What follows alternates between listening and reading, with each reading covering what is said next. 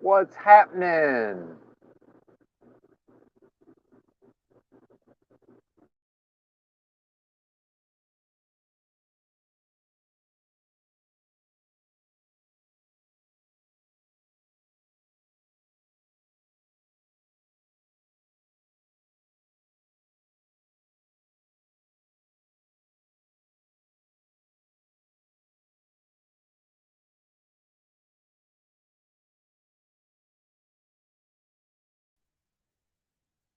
What's happening? Benson here. I was trying to pull the phone off the mount just after I went live, and phone decided that I was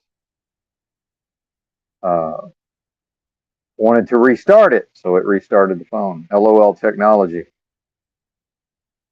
Uh, my cable's not long enough for my earbuds,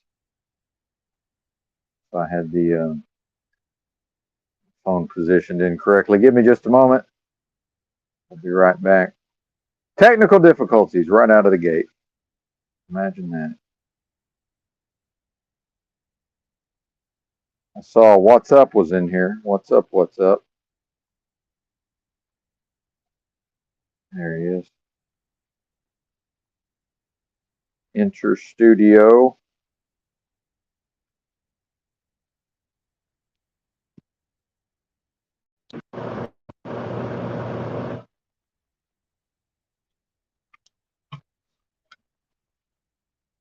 Ha! Hilarious. StreamYard, man, it's just the thing sometimes. Here we go. There we go. Okay. All is well. Shout out to Five in the house. What's up, Rob? Good to see you. Music holds a secret. How about you? Load it up. Amazingly, I went to pick up a load at 1:45 in the morning, and everything went perfectly. So, in spite of my pessimism, it looks like we're cruising about 103 miles to a Walmart so I can do my shopping. Headed to Wisconsin. Where are we? Tennessee, I believe. Let me know if my sound is good. Can y'all hear me?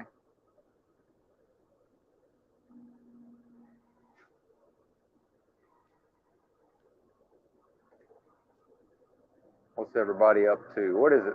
Saturday morning? Still Friday night for some folks, I suppose. Truther Cop, I caught a little bit of his live stream. I guess I need to go back and watch it from the beginning, although I probably won't. I probably should, right? This AC in the sleeper cab decided to quit working. I turned it off when I was sleeping. Sometimes I do that so that it'll warm up and I'll wake up. And now it won't turn back on, but the one up front works. And the truck was in the shop for that coolant leak. The mechanic kind of rigged it up. It's not fully fixed, but it's not leaking. Probably be putting the truck in the shop here shortly. Got my coffee. Hope everybody's good on all that. Let me know how the video is with this mount. Never quite sure how well will it work. Gary Baxter in the house. My early morning crew. Oh, and Roy Duggan. Good to see you, sir.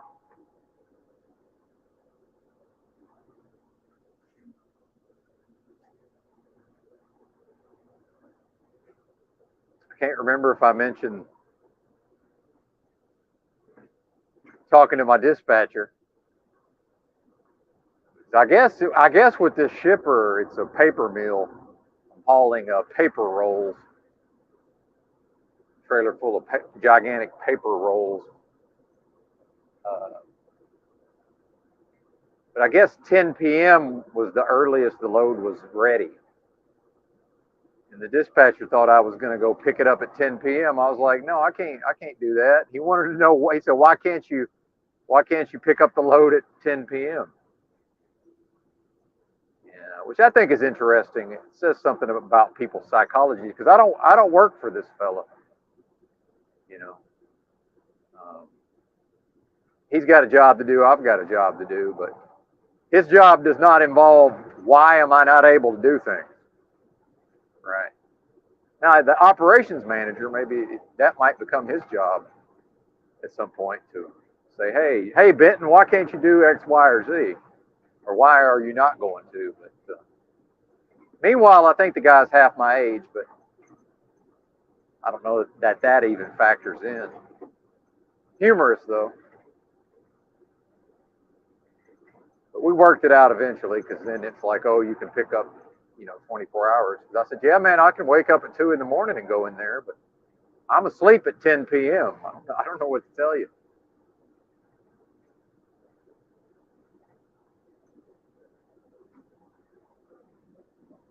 Yeah, shout out to paper rolls. There you go.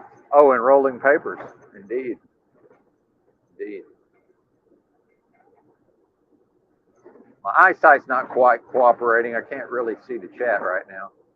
I was complaining about it yesterday, and then it seemed to improve.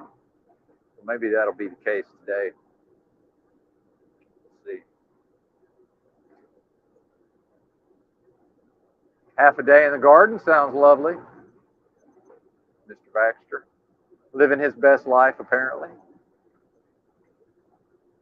Maybe he'll start live streaming from the garden. Although a lot of these folks have the, the good sense not to put themselves, out onto the public internet, and certainly not live, right? There's a few fools such as myself running around.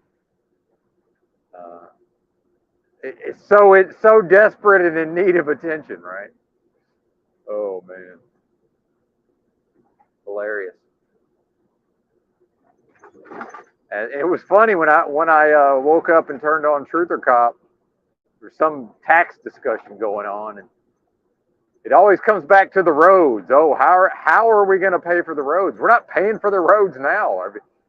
Go get an 18-wheeler and just spend about 6 months getting to know these roads. Are you kidding me? It's a fucking disaster. And then anytime anything needs to be built, whether it's a new road or a bridge or some sort of infrastructure project, they say, oh, it's going to cost 1.5 billion. And then by the time they're done, they spend 3 billion so that the politicians can steal 1.5 billion. And that's just more or less accepted. So y'all will forgive me because hopefully you'll forgive me. I'm far past this idea that the government, is somehow dependent on taking a cut of my wages, or God forbid if I was dumb enough to own property. No offense to anybody dumb enough to own property, but and now, especially in certain areas where the property, I think Florida is one of them where the property tax is sky high. Oh yeah, I need to break off a big chunk of fiat once a year and hand it to government officials. I mean, realistically, I think it'd be, just how is that considered a good use of money? I don't understand it. Isn't it basically we all accept by now that, government spends money as inefficiently as possible? So I would say this, well, if they feel like they need my tax money, maybe they could become a little more efficient, right? Maybe the taxpayers, instead of like chumps tolerate all this money going to government, maybe the taxpayers should say, no, y'all are cut off. Or hey, how about we're going to give you half of what you usually get, make it work, or fuck off. Well, what they do is they'd have to quit stealing half the money. So the projects would have to get cut in half, so I'd get to keep more of my money. Or how about I just give them none? How about that? What's up, Woody in the house? Austin Murphy in the house. Got all the night owls. Although some are in different parts of the world, or the realm, or the globe, or the firmament, whatever the fuck we're calling it today.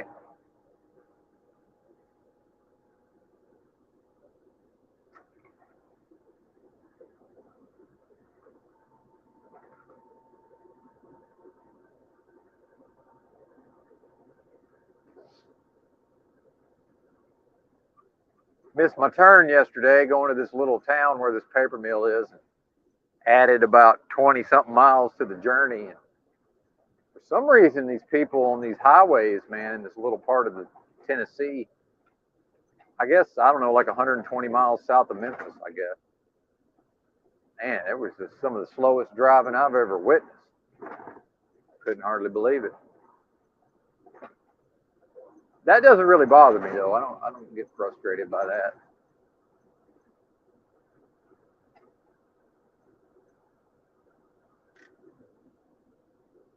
So I'm paying double attention to make sure I don't miss this turn.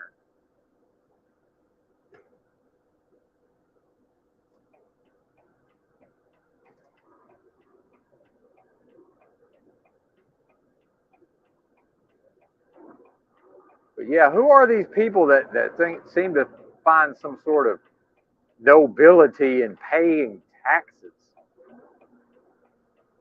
I don't understand it. Makes no sense to me.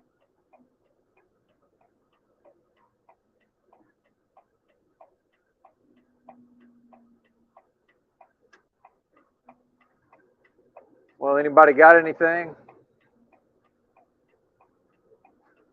I just go live on a wing and a prayer sometimes and just trust that I'll think of shit to say. Oh, Z's live in 30 minutes? Okay. Yeah, this might be a short one. A short one. I don't know. Well, it's fixed good enough. What's up? Yeah, they managed to fix it good enough, but just like I predicted, the part that needs to be replaced is not available. You can't, unless you happen to take the truck to a Volvo dealer, you can't get parts for a Volvo for whatever reason. But yeah, the old black man mechanic, he knew how to rig it up good enough. $500 though. That's why I'm a company driver. I ain't trying to pay for all this. But yeah, that's part of the reason anyway. But now that with the sleeper AC not working, then the APU AC doesn't work. So I think it's going to be, the company has their own shop up there in the Chicago area. So probably going to be, and I need to check in on my car and try to figure out maybe I can find a space for rent. I actually found one online. It was just some mini storage somewhere. It was like $80 a month, but I think the website said they only had one available at the time, one left. I should have just reserved it online. That was a few weeks back. But got to figure something out. It'll all work out. As far as I know, the car is still outside the office of the company.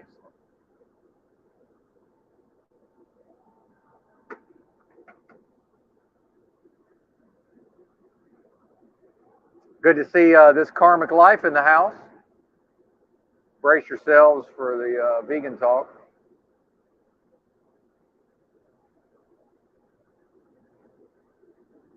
Martin saw a Kenworth painted in black primer. Yeah, Mad Max. Yeah, there's a few cool trucks out there. I see them every once in a while. Every once in a while.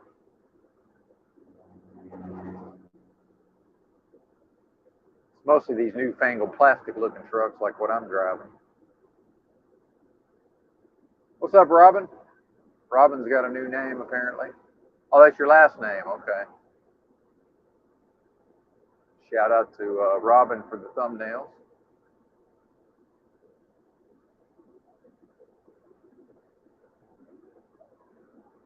Yeah, I can just barely see the chat, unfortunately. It's funny how my eyesight waxes and wanes.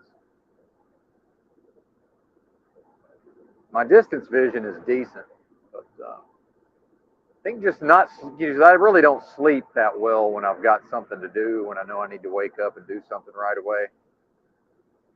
So I think I woke up at like 10 p.m. and then, after that, went back to sleep, but that never really works out.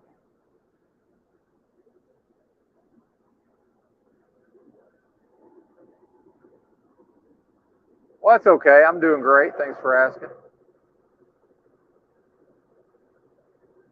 I don't know that you missed too much. Back on the road, as you can see, for some of that time, I think for about 6 weeks of the time that you missed. Uh, I was in a motel between jobs.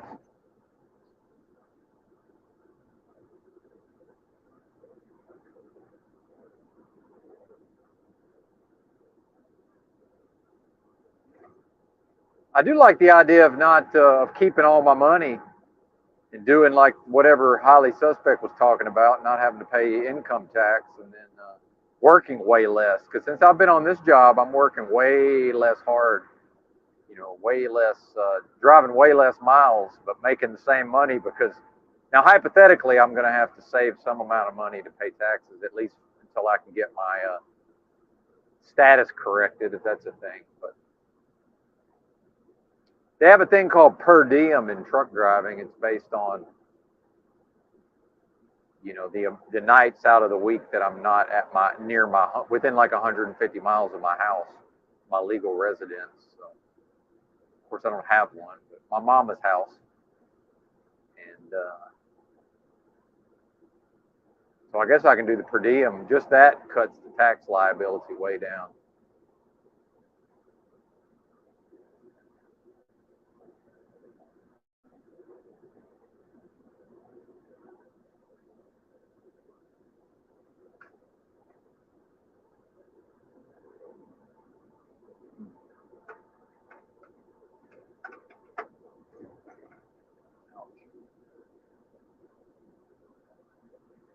Oh yeah, there you go. Yep. Filter out a lot of things you've been taught. And taught indeed. Lots of lies. Been fed lots of lies. Eh? I think that's the case for most of us, if not all.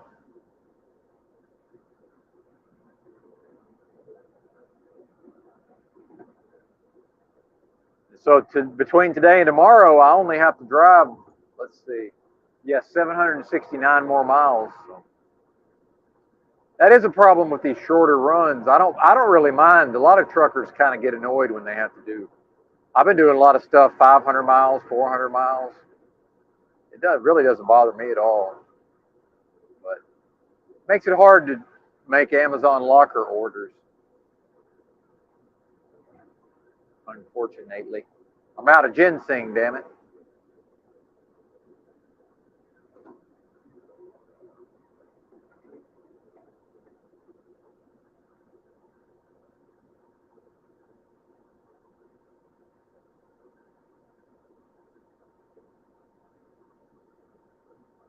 Hell, I made it to a natural grocer's within the last week and just totally forgot to get ginseng. Funny how that works.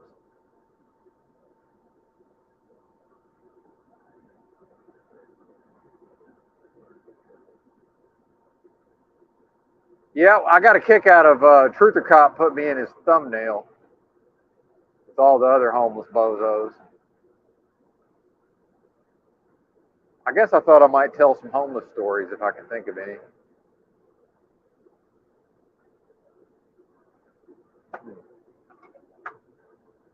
I've got a ton of them, but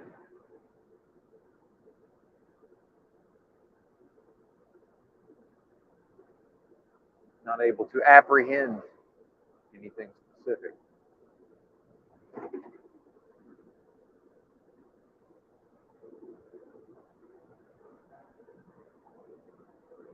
Uh-oh. Watch the road, Benton.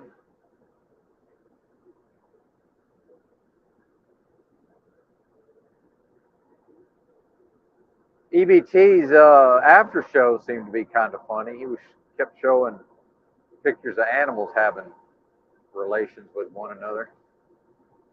And I guess Tommy and Provo Kid were going at it.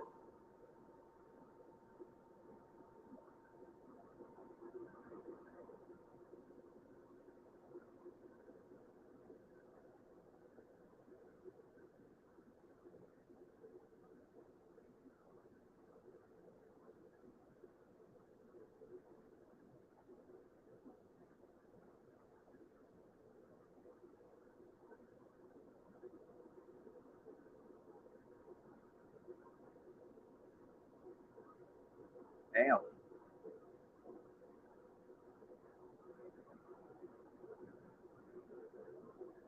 I guess that was that American ginseng. There's also Korean ginseng, apparently.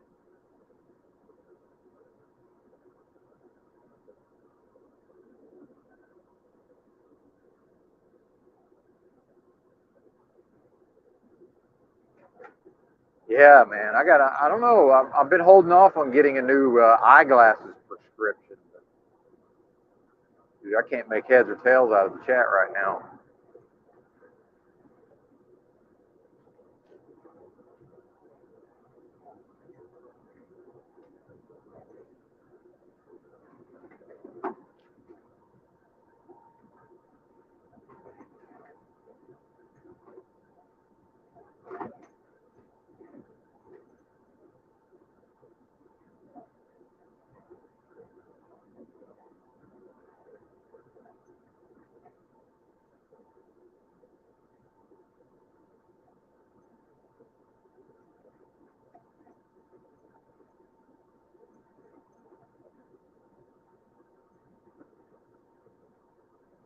Thought about maybe going to Tunica and playing some poker, but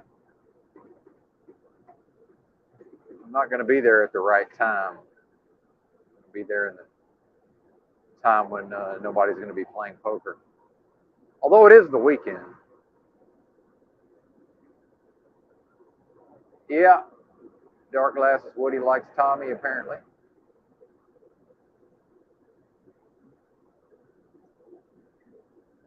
Yeah, there's definitely something there. Leaves out words. Gets that. Yeah, he does. Yeah, I agree. Yeah, I've noticed that. He leaves you. He leaves the listener to fill in a lot of the gaps. Definitely. Yep.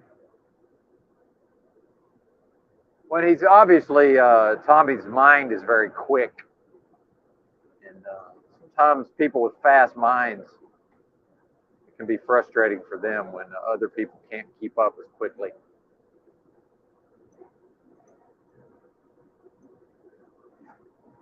Fucking hey, man. I I might just have to get it like a big tablet so I can actually see the chat. This is crazy.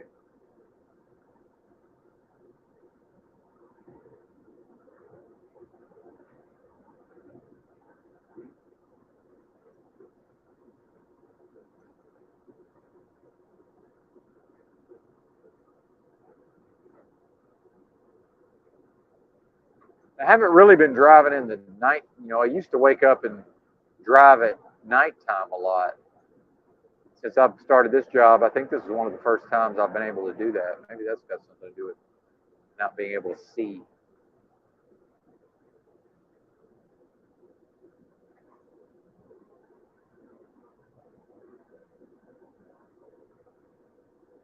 Yeah, get new glasses.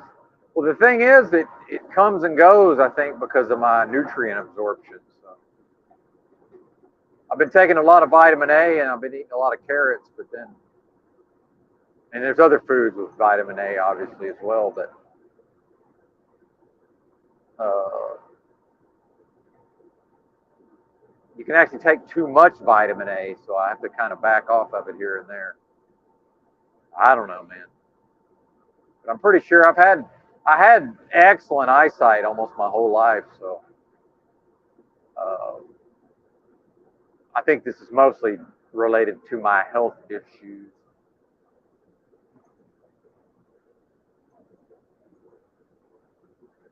Lack of nutrients.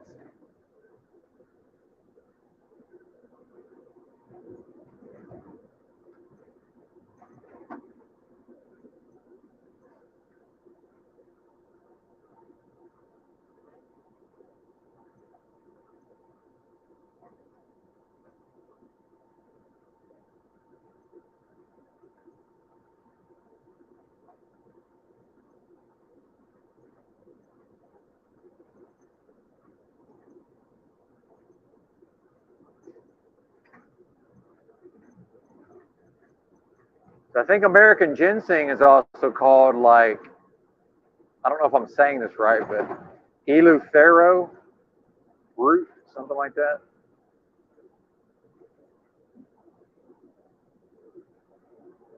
Is that right? The Korean, they also call that like red Panax ginseng.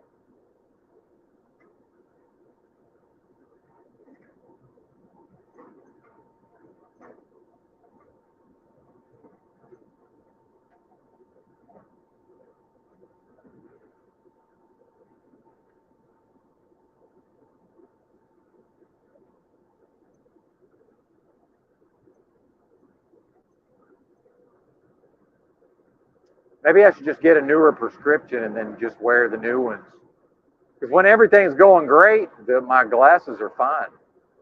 So maybe I should, when my vision is really shitty, maybe I should go get glasses and then just wear whichever pair is, works at the time.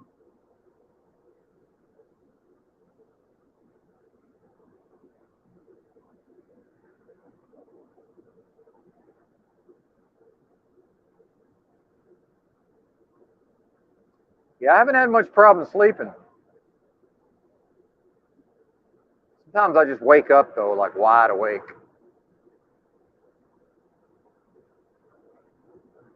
After a not very long time.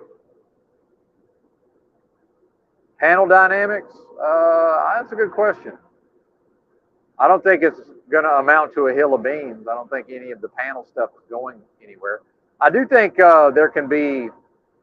it can be helpful for certain types who like to work on their, you know, oratory skills. And then I like how if Yurt tries to have a format where people come in with their hot takes versus just hanging out and chit chatting and having these rambling conversations, which is okay also. I enjoy those at times myself. But I have this thing where it's just, I never know when it's my turn to talk. It's hard for me to, I've always had trouble with the panels myself, but as far as trying to be on one.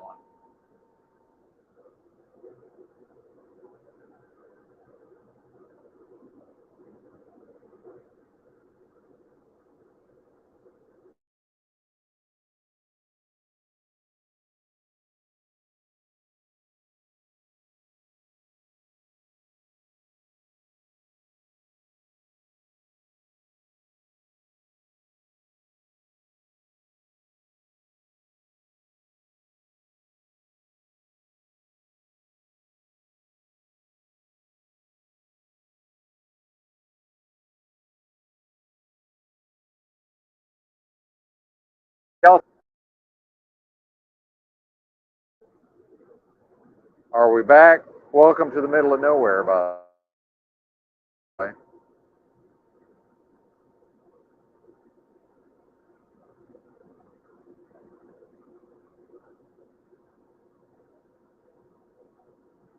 Everybody, my video's scrambled now. Okay, maybe we're back. I don't know.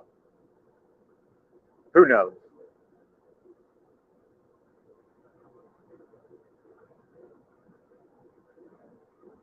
I'd like to get some kind of signal booster for my hotspot, but man, the ones that actually look like they work halfway decent are like $200. Crazy.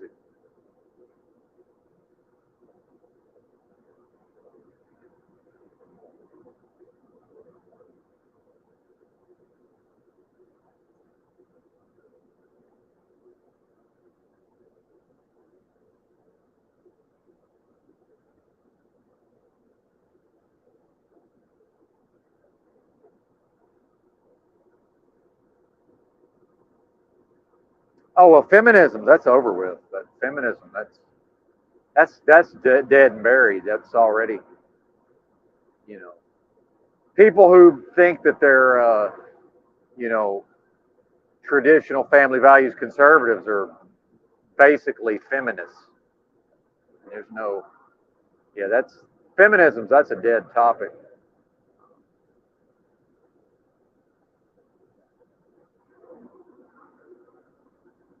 And I'm not really good with, as far as predicting trends and all that. I don't. That's not really. Now I do tend to be sort of ahead of the curve, in my own life in many ways, but predictions not really my thing. But just more of what we've, whatever is being, whatever the trend is now, it's just more of that is what I see. Further norm. I think, well, the normalization of the, you know, the the P stuff. I don't even know what to call it. The child stuff. That seems to be a big push for that. And a lot of these channels that catch these predators, they're complaining that YouTube won't let them put out their content, except I see like all kinds of videos with hundreds of thousands of views. So it's like, what are you talking about? YouTube censors them. But one channel in particular, I don't remember what it's called, but it almost seems like that, the people who claim to be, uh, catching these people and exposing it, I actually had to stop watching those videos because it seems to promote those ideas on some level. Not that I'm certainly not interested in any of that stuff as far as me personally, but it's certainly it seems like a lot of these things have been promoted to the people, and there's always impressionable people, and then once their morals fall to a certain level, and then and it seems like Telegram is the worst place where it's all spreading all these ideas, and people trading pictures with each other and all this crazy nonsense. Well, I think and it's something Drew's been talking about for a few years now, just the normalization of all of that stuff. And I think we see it with all the drag shows, the kids going to the drag shows and all this.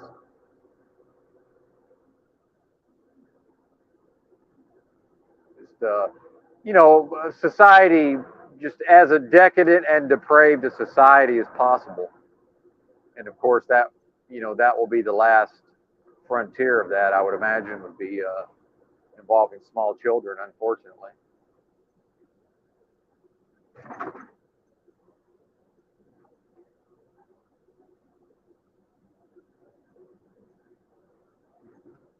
And I don't know that the average person even really gives a shit anymore about really anything. So apathy, lots of apathy, lots of. I think a lot of people just tapped out, which I did to some extent, but I think a lot of people just during the fake pandemic. Now the ones certainly a lot of people embraced it and leaned into it, but a lot of folks were like, okay, we're done. Like, you know, I think apathy has really spread.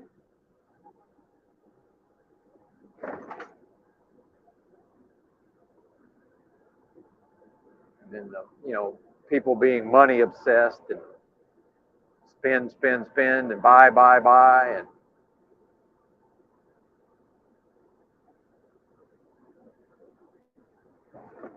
who knows, man. Yeah, if Z's going live, feel free to pop over there. I don't know. I'm a bit low energy. I think I'm a little bit, not that I'm a little bit out of the schedule I've been keeping of late. So I think my energy will peak out later in the day. So go check out Z if he's live.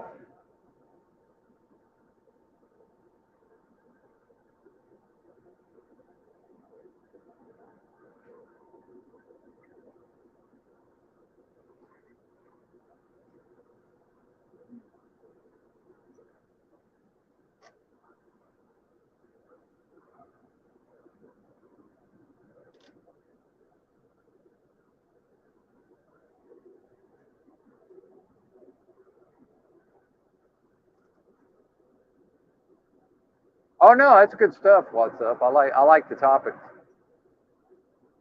Yeah, I like the topics.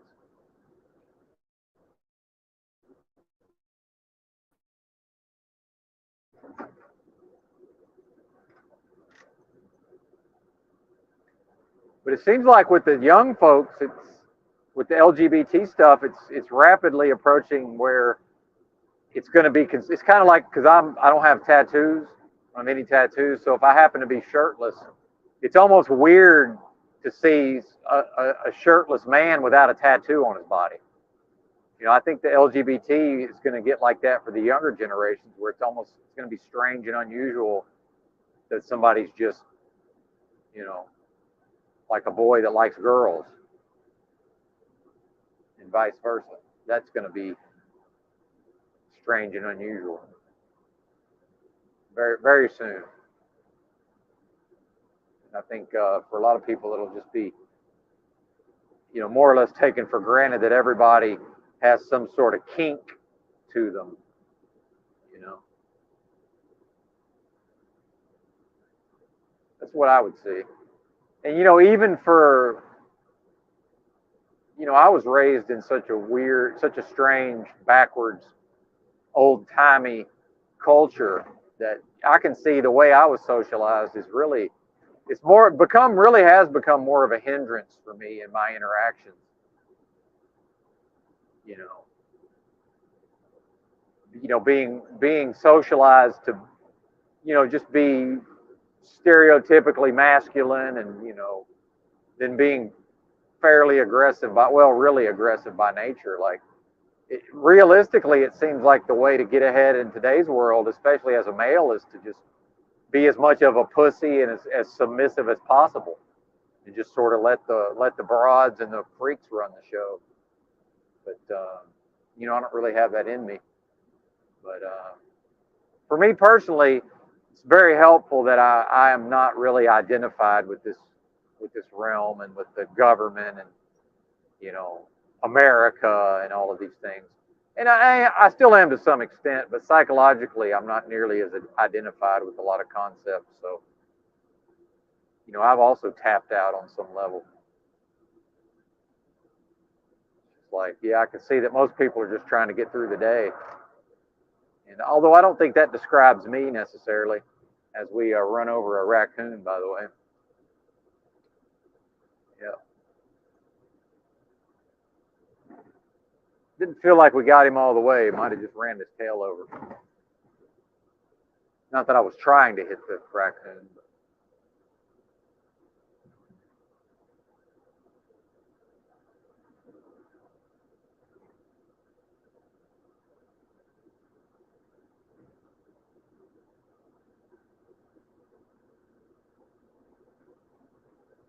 I used to run over a lot of squirrels, and I finally figured out the trick is when you see a squirrel coming, if you're driving, you can't dodge the squirrel. You got to let the squirrel dodge you. So just keep your speed and don't deviate from your course. And I've never hit one since.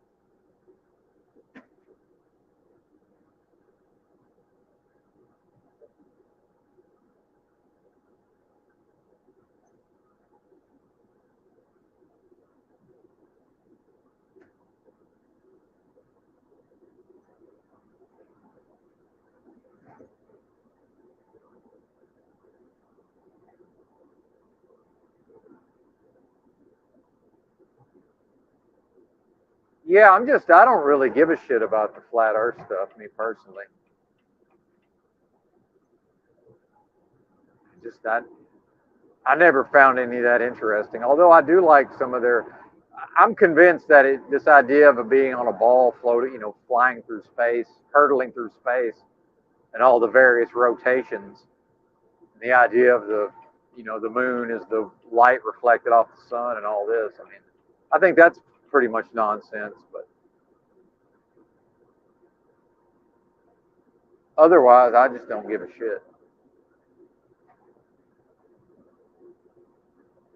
Who cares? But one thing about Paul I've noticed, if it's not his thing that he's into, he really pretty much shits on everything to some extent. In a lot of ways, any sort of movement or and anything outside of rights and freedoms and all of that seems to be a bit of a skeptic or a detractor, which is fine. I mean, I don't have a problem with that.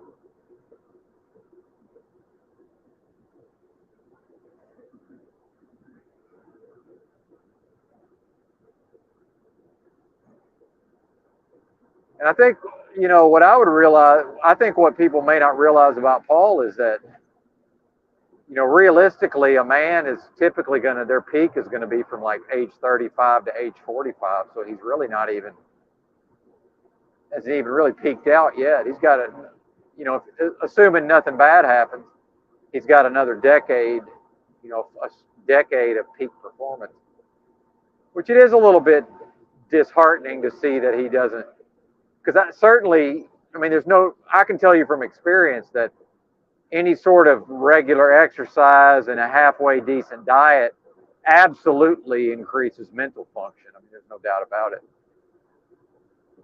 Because I talk about my making a 99 on the ASVAB, the military entrance exam, but that was not when I was in high school. I didn't give a shit when I took the thing in high school. This was later on, and I happened to be in like peak shape. Like I was getting proper nutrition, and I was, working out a lot. I was in tip-top shape, aerobic shape, and, weightlifting and everything. I don't think it's a coincidence. That's probably when my brain function was also the highest. So it is a bit, I am a little confused as to why he doesn't want to maximize, what is there to be used, right? If that makes sense. Because, if he waits until he's 45, he could still get in shape. But that, as someone who's 47, I can tell you it's a whole nother ball game versus being, when I started really intensely working out in my late 20s. And I was an athlete, in my teen years, although my nutrition was never on point back then. So, for some people, I think that never really had any sort of physical, foundation, that can be just something that they're not into, which I understand. But hell, just go for some walks. Just walking every day. Even that is good for a person's mental function.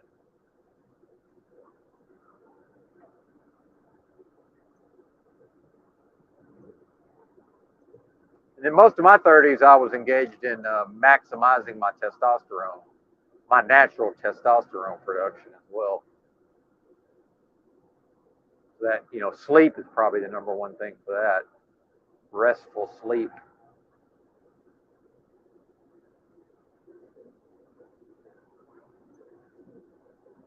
Racuna matata, yeah.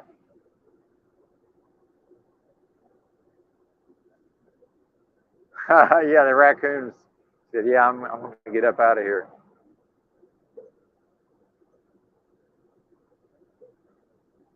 I don't see many raccoons in the roadway, that's for sure.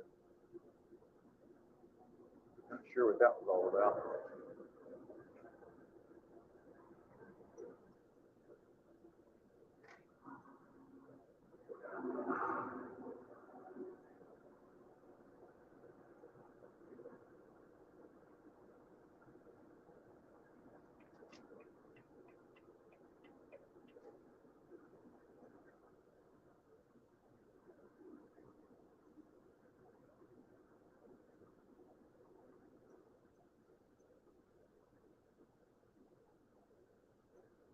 Entering Jackson, Tennessee. Huh. I don't think I've been to this part of Tennessee before, not truck driving anyway. I've been to Jackson, but that was on the 40.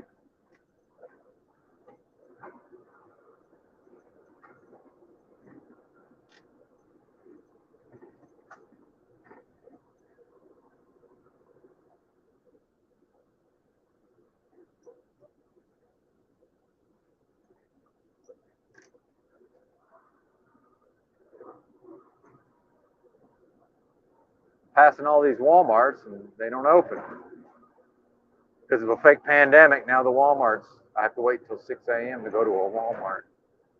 Ridiculous.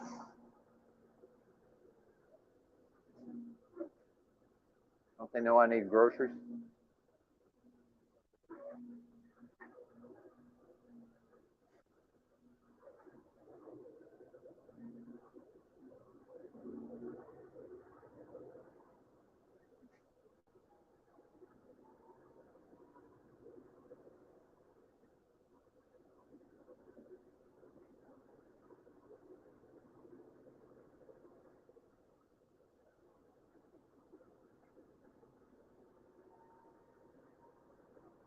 Yeah, I wish I could remember.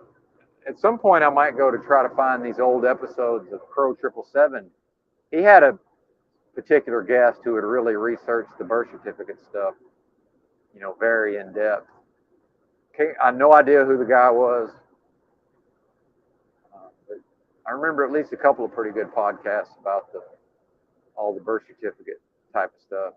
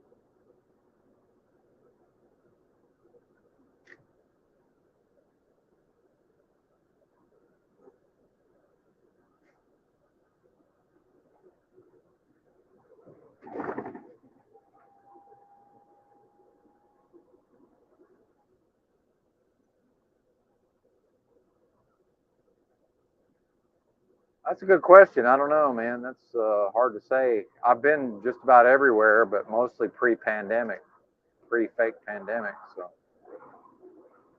I don't know. It's a good question. Probably, unfortunately, Arkansas, where I'm from. That's how dire the situation has gotten.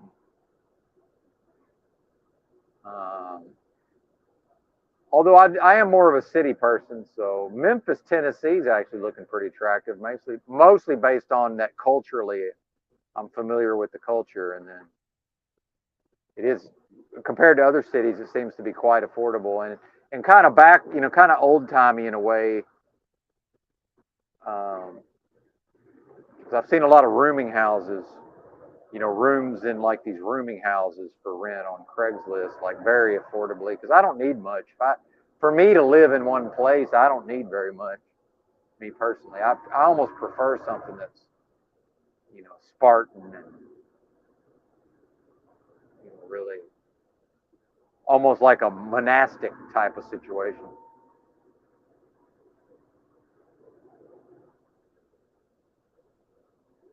As far as just areas, I think it's almost all equally bad nowadays, right? And going to get worse probably. I think certain cities have probably the places that began to decay the earliest. That's a lot of times that's the areas that come out of the decay like the soonest, right? Supposedly Detroit's on the way back up is what I keep hearing, but I don't know from a. Then you get into, does the person have to try to earn money? What are they trying to raise a family? Like there's so many factors that go into it. But for me personally, unfortunately, somewhere culturally very similar to where I grew up, probably.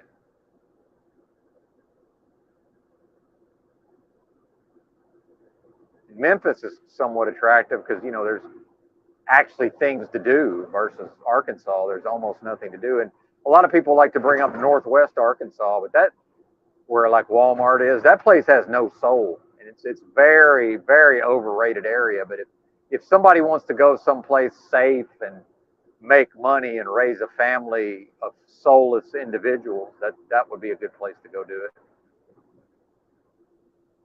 And live a very boring, uninteresting, you know, status quo, keep up with the Joneses, everybody looks alike, everybody talks alike, you know,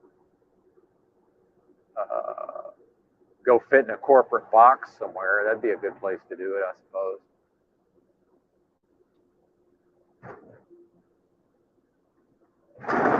Damn.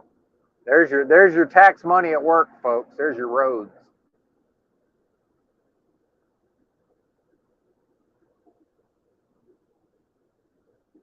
Get the fuck out of here with all that.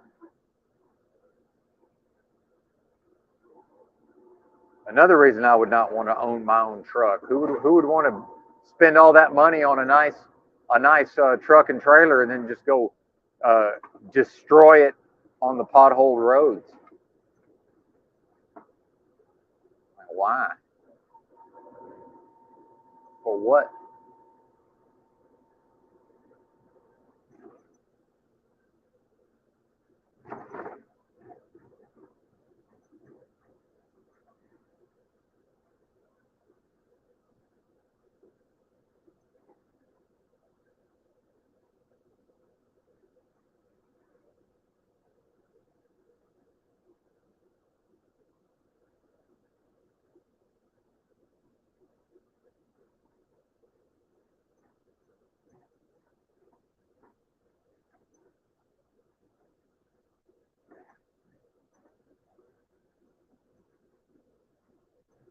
But yeah, wow, what a weird place to turn. Bizarre. There are some advantages to being from such a shitty place as Arkansas, especially southeast Arkansas, or the Delta side of the state. Is nobody's really trying to move there, so it keeps all these bozos out. One thing I've noticed in Arkansas is the legislature keeps passing all these laws against, letting the kids have their junk chopped off, or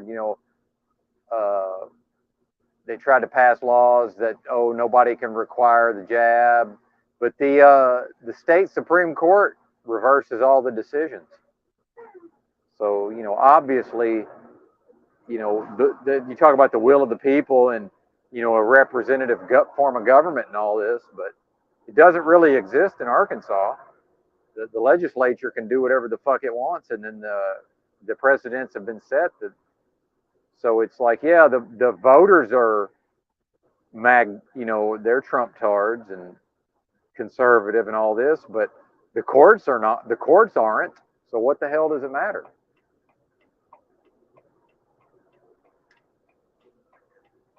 It seems like the court ends up having the final say. But then, so the laws that when the more liberal, so-called type, the more left-leaning laws get passed, well, of course, all that stuff gets upheld. So really, you can't even have, and it seems like in Arkansas that the only new laws that can be enacted is stuff that's all left-leaning, because all the more conservative type of ideas get shot down by the courts. So what's it really matter? Even if some bozo like Sarah Huckabee Sanders, even if she was what she's purported to be, what the fuck does it matter? I don't think it means anything. And of course, she's a piece of trash. We know that. Human garbage, just like her daddy, who was also governor. I guess that's her daddy. Hell, I haven't even kept up. I'm assuming that's her dad.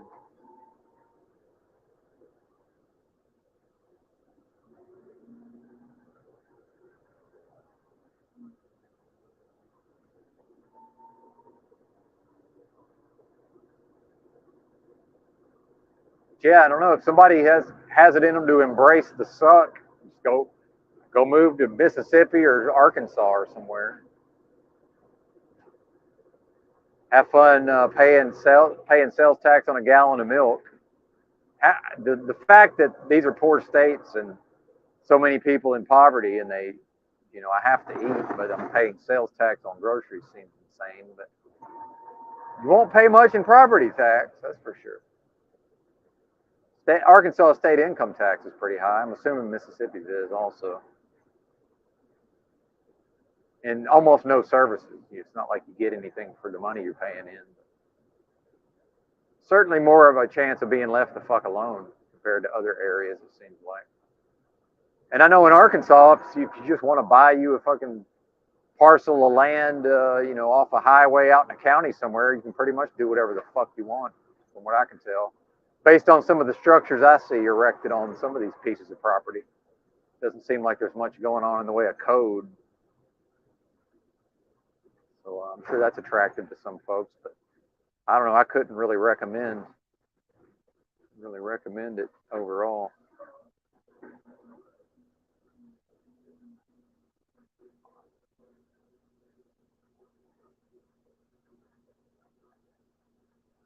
Yeah, exactly. Well, I mean, and I've noticed something about the people who think they're conservatives is when they hear you say that, number one, they think it's funny. Number two, they say, well, that's ridiculous.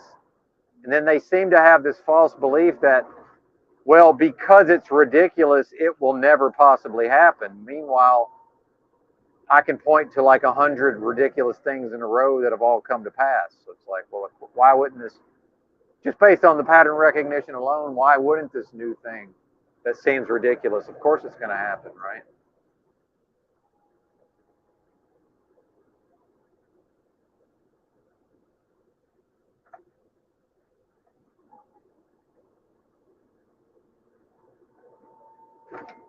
So and I will say I'm just become very apathetic. It's just like I don't want to be involved. I think it's most of what the average person is involved with is just complete stupidity, as far as I'm concerned. Just leave me out of it, and you know, um, everybody do whatever you want.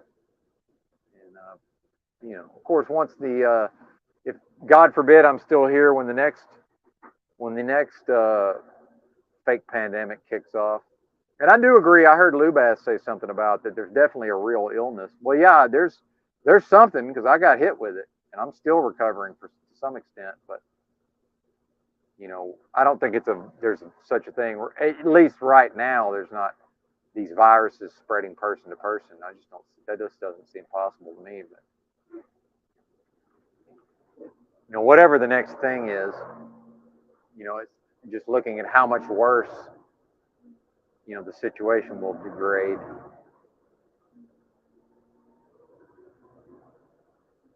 So as doomer as I am, and as many worst case scenarios as I like to talk about, for me personally, my attitude is actually pretty decent for the most part,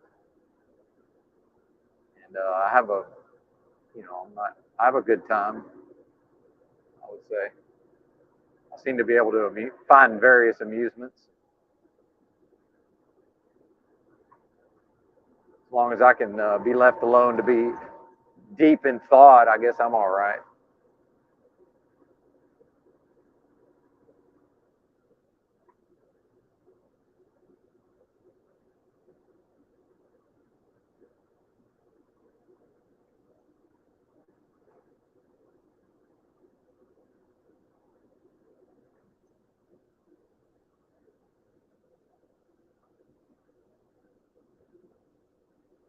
Well, yeah, that's the thing, Joel G, is exactly. Don't even stop for gas in Memphis.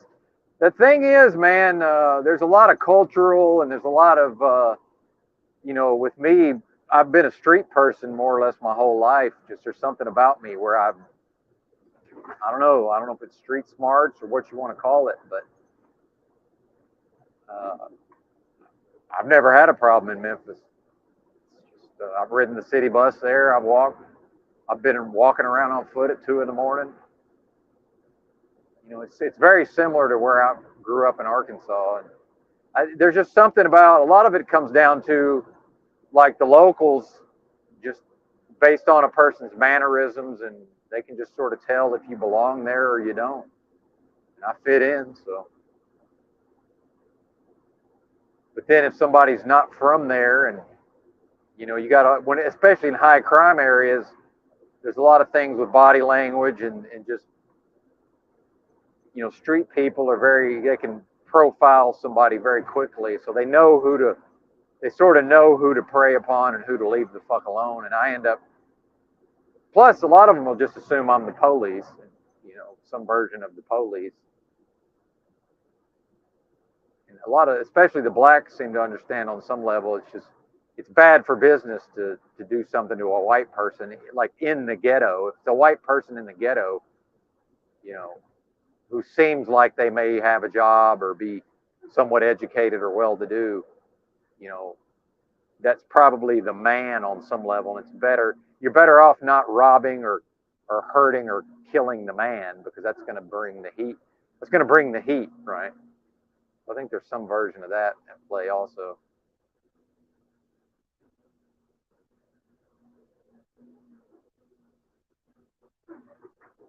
Yeah, Memphis sucks. I mean, let's not make any. It's not. Again, we're talking about polishing a turd, but I think I like the West Coast, but dude, those cities have degenerated to the point. In most cities, really. Again, we're talking about, when did Memphis start collapsing? So it's, at a certain point, it's almost like the collapse becomes inverted, and now it's almost like a benefit in a way, because yeah, I mean, there's a lot of crime, but I can rent a room for $150 a week versus I can go try to live in Portland. There's a lot of crime, and it's $2,000 for an apartment, or like Austin, Texas, which used to be a very safe, large city, and now it's become unsafe. There's a lot of crime, and it's extremely expensive. So it's like, well, if there's crime in all the cities, well, now where can I actually afford to go live? So Memphis begins to become attractive on that level if one can deal with the culture. And I'm able, it's a blessing that I'm blessed into the culture to some extent.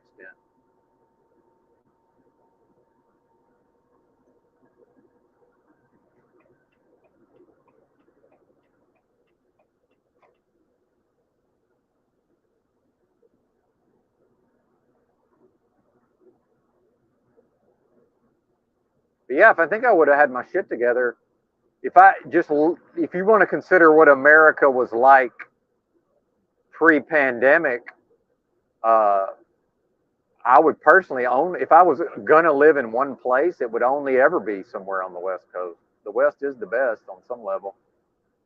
There's a lot of spots out west. I like Southern Oregon a lot, but again, very expensive, right? So, and that was part of the homelessness, learning to live out of a backpack with, almost nothing. It really didn't matter. I spent a lot of time in Santa Barbara, California, which is extremely expensive, but didn't really matter because I didn't have any money anyway. So it doesn't really matter what things cost if I don't have any money. There's what appears to be a lesbian couple walking hand in hand, an interracial lesbian couple walking down the highway in the South.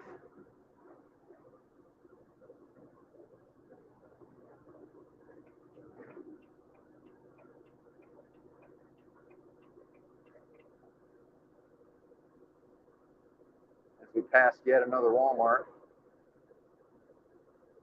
I wonder if it's worth trying to, that I want to just wait around for 30 minutes for it to open though.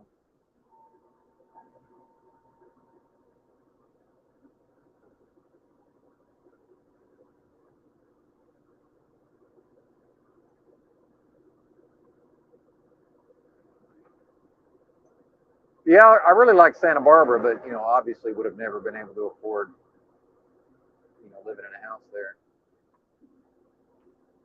Eugene, Oregon, again, very expensive, but I guess then you get into just like a lottery winner fantasy. Probably, yeah, probably Santa Barbara County, and probably not the city of Santa Barbara, but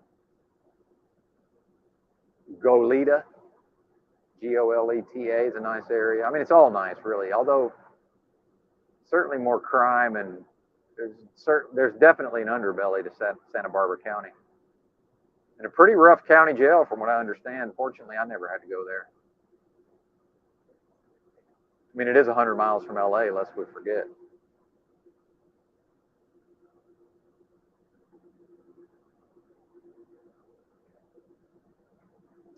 I like Santa Cruz a lot too. Santa Cruz, California. Well, in San Francisco, my favorite city. I like Seattle, but again, all pre-pandemic, all pre-fake pandemic.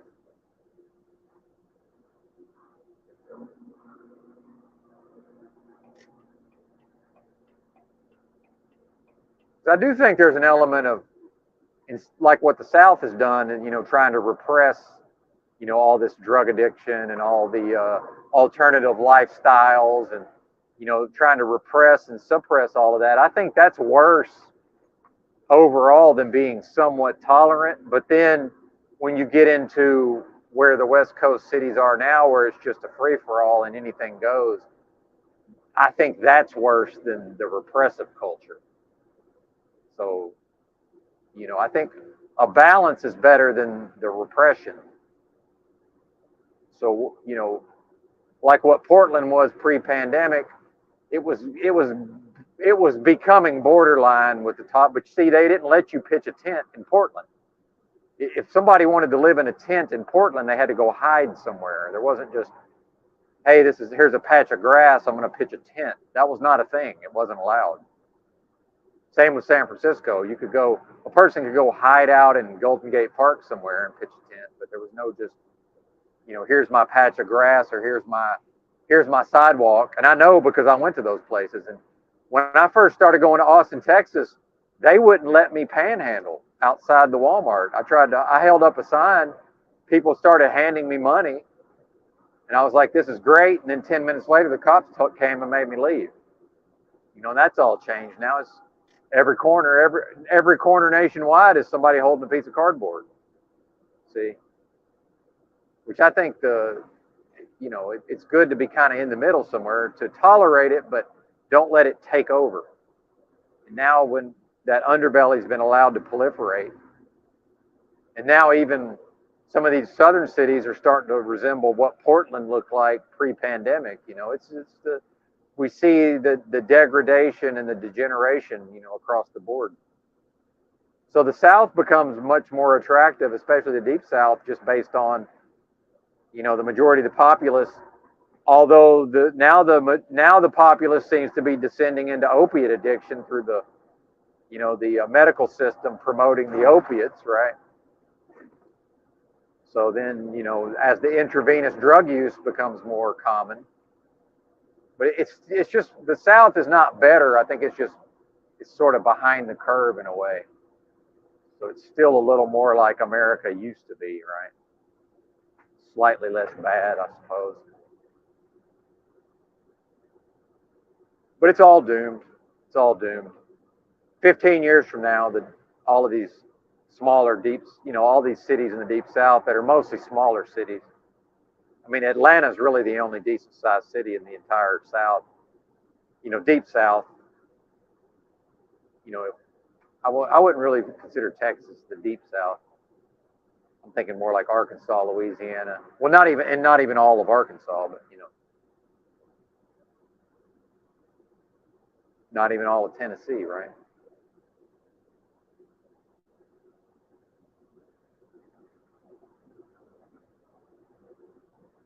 Bear with me, folks. I'm having to make a lot of turns here for some reason. I'm trying to watch the road.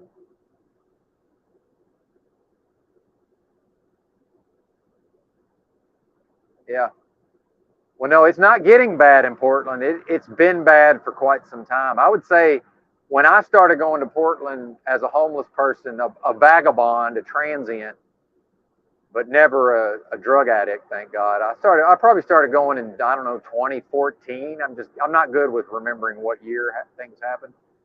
I would say then it was getting bad. It's bad across the board now, and in fact, I wouldn't be caught dead in downtown Portland without a minimum of soft body armor, and certainly wouldn't go there unarmed. Meanwhile, I used to sleep on the sidewalk outside the Mission in downtown Portland and did not feel unsafe whatsoever.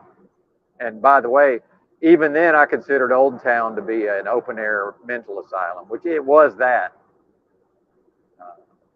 And now I couldn't even imagine trying to be on foot downtown Portland now. Couldn't even really imagine it. And that's one of the main things I see in the people who skew conservative is they always push the bad things out into the future. They say, oh, it's getting bad, which implies that it's still kind of okay. But look out, if something isn't done in the future, the situation is going to be fucked up. No, the situation on boots on the ground in downtown Portland is beyond fucked. And probably can't be unfucked. Probably has to all the way collapse and then maybe can be built back up from there. It's beyond fucked at this point, as far as I'm concerned. Big fan of Portland though, certainly one of my favorite cities. Probably SF #1. For larger cities, I'd say SF #1, Seattle #2, but this was back then. You know, now if I had to make a list, it would probably all be, certainly wouldn't be any West Coast cities because they're not eligible, but yeah, SF, Seattle, and Portland's probably my top 3. And Austin used to be probably right below Portland back in the day.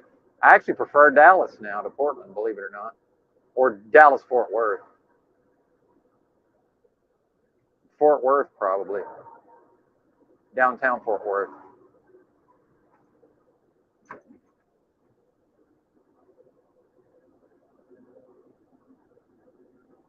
Yeah, I don't know. I didn't have too many bad experiences with the mentally deranged. They do understand brute force, and I've always been pretty good with the overt aggression and the brute force. So generally, I'm pretty good at knowing who to sort of just, as soon as I meet them, be, aggressive towards them so they know to just leave me the fuck alone. And keep your distance. That's the #1 mistake I see people make with crazy, like actual crazy people. Just there's really no reason to ever get physically close to a really fucking. But I'm sure I've had some bad experiences. I'm just not remembering right now. But, I tend to do pretty well for myself. And again, back when I still had most of my muscle mass, I could be fairly intimidating. Looked like kind of a big, strong dude. I'm not really that anymore. But compared to most of the street people, I certainly physically look like somebody to just leave the fuck alone. But the crazy people don't care. I mean, the actual crazy people. The meth heads was who gave me the most problems. And they are fucking everywhere. Yeah. Well, I don't know. I'm sure lots of things happened. I'm so bad at storytelling, and something has to sort of trigger my mood. So I have a lot of memories that I'm not really able to access just off the cuff.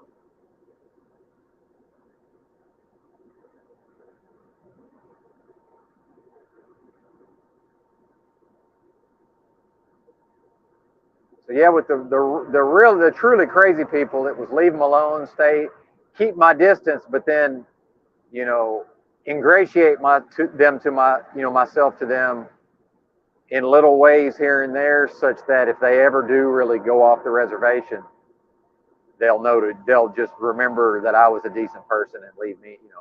If they go off on a bender of taking people out, maybe I'll not be on the list, right? A lot of strategizing. And then, me going to sleep at night, that's a big thing. Most of the bad shit happens at like 2 in the morning. Well, I'm asleep. Now I did tend to wake up pretty early, but yeah, go to sleep at night. Not involved in the whole drug subculture, so that kept me out of a lot of trouble. Wasn't indebted to anybody, not borrowing and not, trying to take drugs on credit or whatever these people get involved with. So, I dodged a lot of the potential downfalls.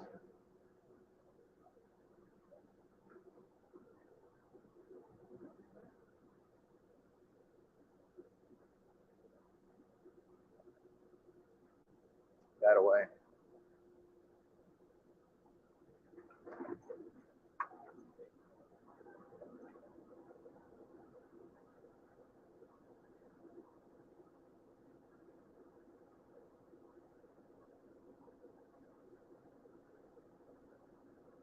Yeah, I definitely ran into a lot of mentally deranged people in Old Town Portland, certainly.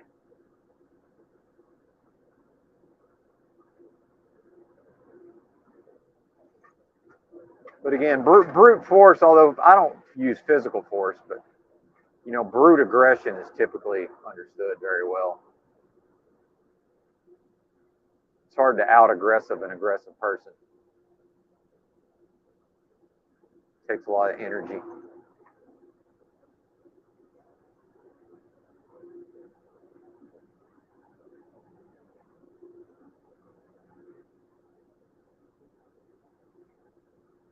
Knowing how to mind one's own business too. I think a lot of squares and normies and just regular folks, if they end up, that's kind of like the opposite of street smarts, is not knowing that whatever's going on in the local area, it's. I notice a lot of, or if somebody sort of just got thrust into homelessness, I'll notice people paying way too much attention to things that really are none of their fucking business. It's like, yeah, there's somebody over there doing whatever, they're just doing whatever they're doing.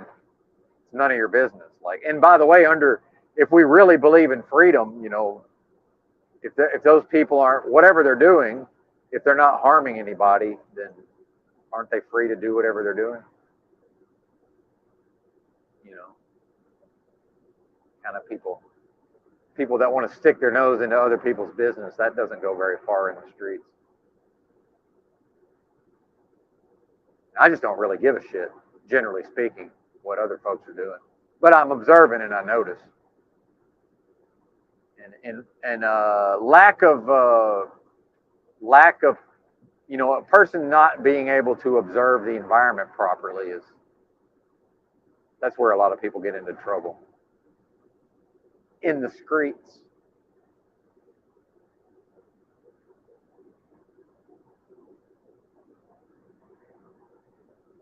To kind of notice without, overtly staring and paying attention, like just get a glance and pick up whatever details need to be picked up and then sort of move on, And I will escape on foot.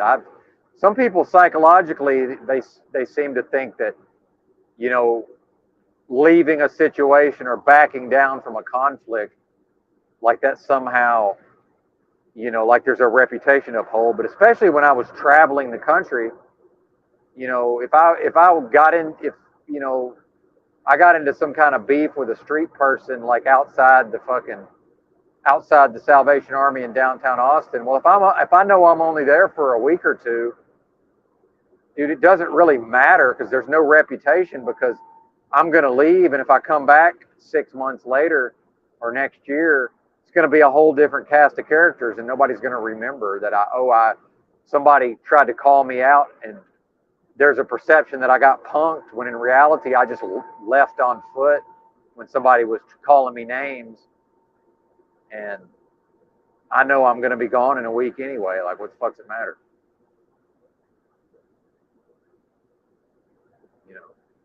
Getting our egos involved in things that really is not really an ego battle.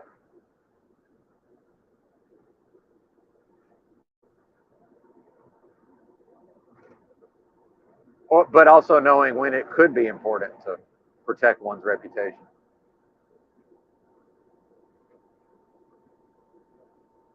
Yeah, shout out to hypervigilance.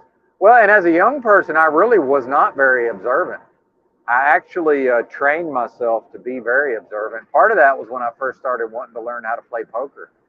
I realized that I really wasn't observant enough. I trained myself over a period of years to become very observant, and then that got worked on even more living in the streets for so long. So now it's more or less effortless that I observe and notice whatever I need to observe and notice without really trying. But it's certainly a skill for most folks.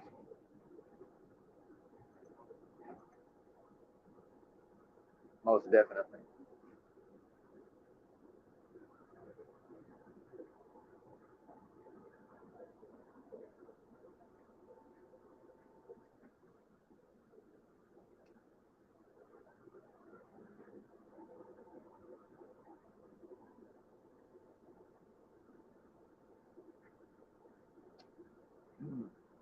Well, the sun's up. What's Z up to over there?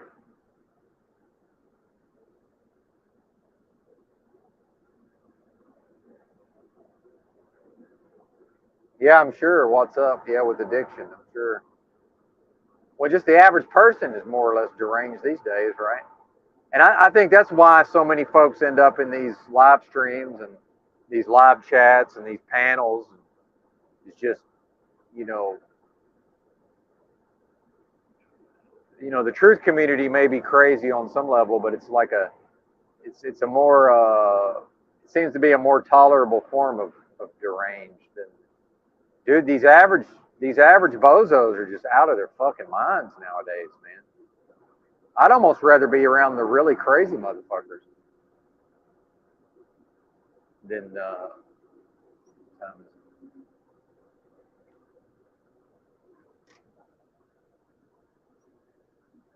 do I want to try to enter this Walmart? Yeah, maybe. Now, is this the proper entrance? Is the question. I don't like to just blindly drive into shit, but I think we're going to be okay here.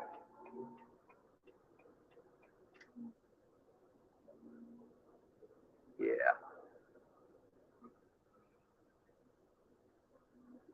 yeah, it opens in 15 minutes. So we can wait. And I don't have to drive very far, so I got plenty of time. Well, especially with the damn AC not working in the sleeper, I'm probably better off taking my sweet ass time today. How do you get out of here is the question. That's the question.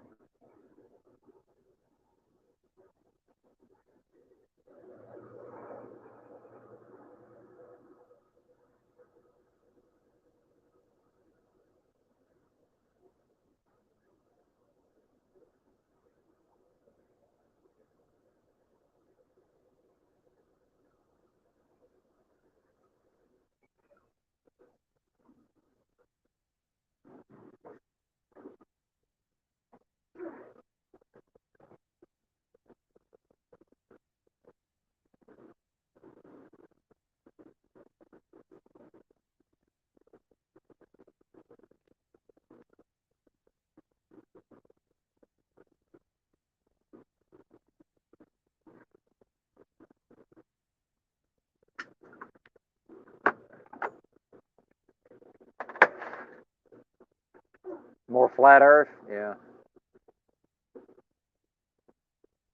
Yeah, body language is a big thing, and that's something else I got to be really good at. And also knowing what body language to exhibit and what body language not to exhibit. And that's why some of especially folks who did not grow up in a city environment, they don't really understand that, the predators are going to, a lot of that's just going to be based on body language. So part of the reason I don't get fucked with much of the time is I know what to communicate with my body language and what not to communicate with my body language. Mad Mystic, what's up? Well, I've never claimed to be a truther, by the way. I identify as a and in fact, just so you know, I coined the term so-called truth community, or at least popularized it. So just so you know, but yeah, I identify as a conspiracy theorist. I've never considered myself. I think the idea of a truther is, I find it ridiculous personally. And I also sometimes call them the "you can't handle the truth" community, because the so-called truthers do seem to have problems with certain ideas that I say are truth. And the reality is, when I first came into whatever these communities are, my entree was through the CBO verse, the Druniverse, or whatever we're calling it, and lots of Trump tards at the time, lots of Trump tards.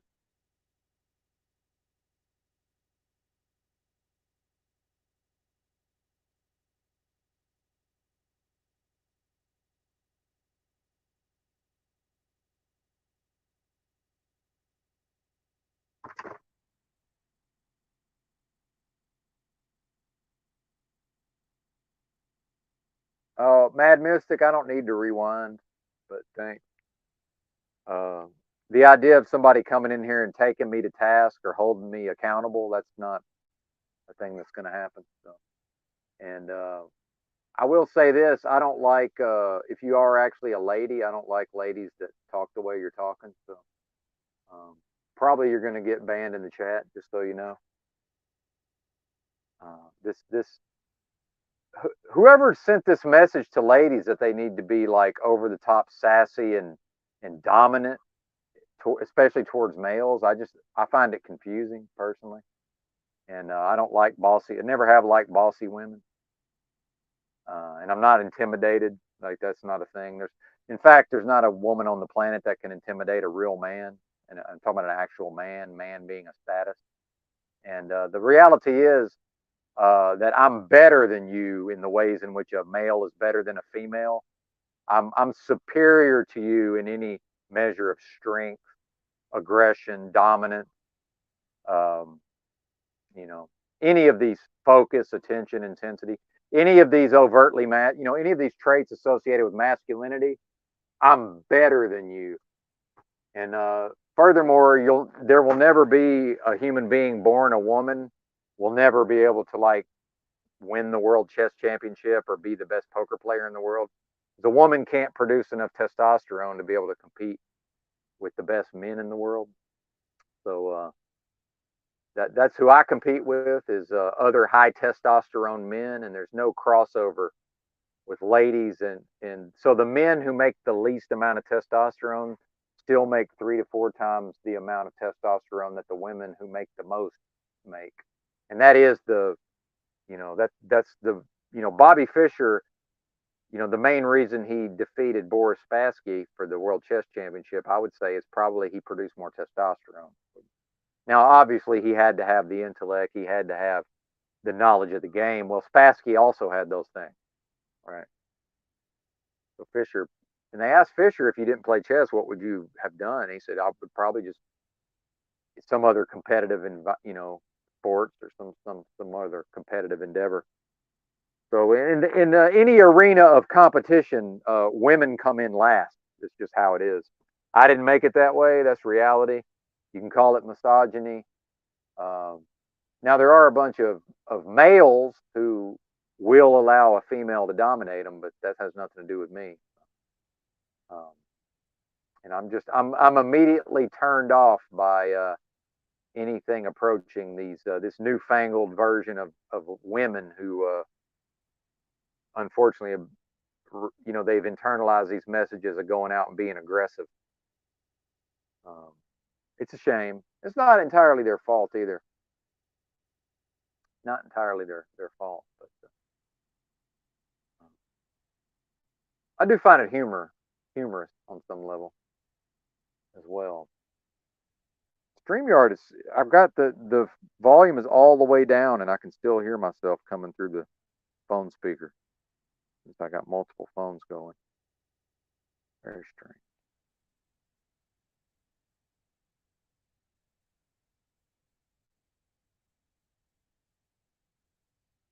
I think we're just being trolled, though. That's probably some guy pretending to be a lady. Be my guess. But women are superior to men in things like baby swaddling, right? I mean, there's many things that women do much better than men.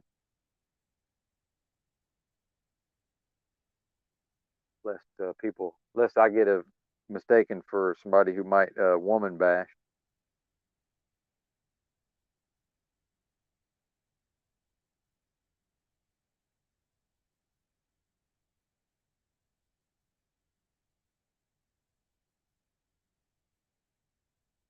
See, now I got all these things in my feed. We got youth volleyball coach admits inappropriate online relationship with youth. This is just and that one channel. I wish I could remember the channel. It's like PPTX USA or something. I don't remember. A lot of the people seem to think they're conservative, and then they're out here engaged in all this weirdo online behavior. Very strange.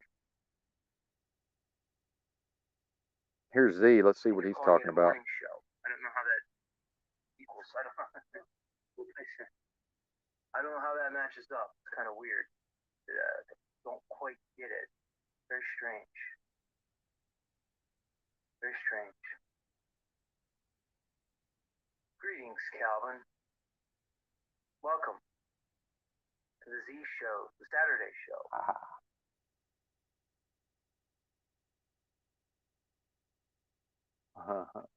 Nachiketis' morning shelf. Yeah. Place is weird, guys. So internet and YouTube experience. Very strange, Z. Very strange. Don't take it seriously, guys. A lot of it's just hijinks. Well, I'm a serious person by nature. It really is. What to tell you?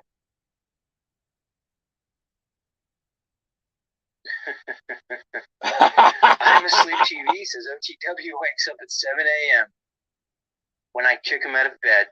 Uh-oh.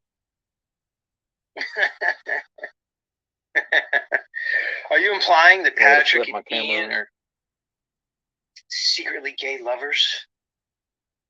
That's fucked up. Rob Cleveland's The Shadow Saw. Right, I turned into OTW. It's this Grand Rising show. It's a morning show. But it's like 4 o'clock in the afternoon. And so Shay built in a shelf. So how does that equal morning? How does that equal morning or a show? Because can it be morning if it's 4 in the afternoon? And can it be a show if it's just Brian O'Shea fucking building IKEA furniture? Somebody fucking explain that to me. Literally makes no sense. Literally makes no sense. Trying to get me and Z in the camera. Oh, here we go. Piano Man, tell Benton to come over to my show when he's done streaming. I love Benton. Well, thanks. I'm not going to bang on him because he's streaming over me. I'm not going to be that guy. Well, I'm about to wrap up. Be that guy. About to wrap up. Let me go leave a message in Benton's channel. Oh, he's showing me right now. So as I'm speaking, what's up, Z? Hey, I'm about to wrap up. He's showing me on his channel. Yeah, hey, I'm about to wrap up. I'm gonna just say, come visit me, bro. He's waving at me. Yep. Murphy's laughing. I'm saying, come visit me. Yeah. What's up, guy? Let me read. Okay, let me read what Benton's audience is saying about me. What's up says Z could be a funny character times, but the same truth or looping gets all the times. Okay, fair enough.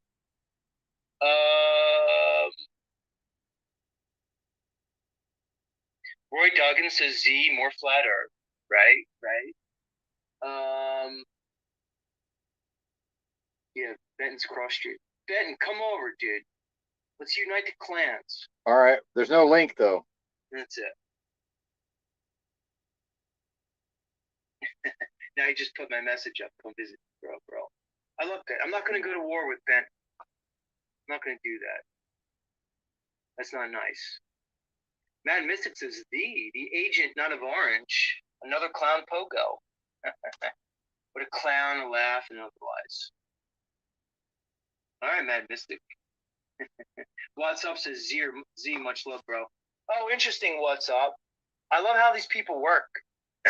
Nacha, isn't it funny how these people work? Oh, he says, where's the link? I'm going to put the link down for Ben. You know, it's funny, what's up? You're over there pillow talking with Benton about me. I don't really know you.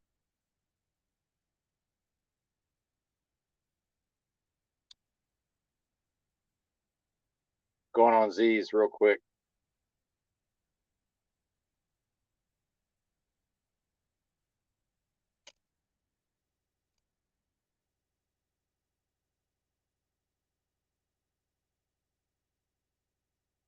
It says it ended. Did he end his stream? Or did I end my stream? StreamYard fuckery. It says I'm backstage. What the hell's going on here?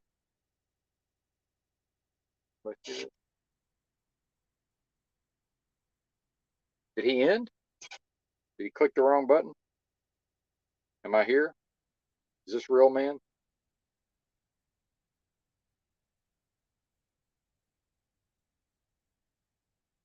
Let me try again.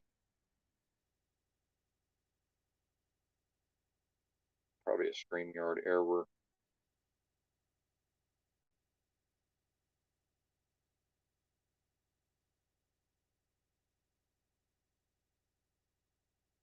God dang, man.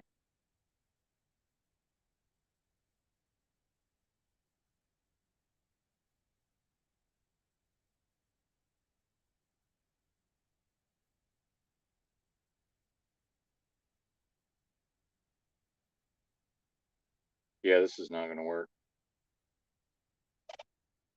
All right, we're out of here.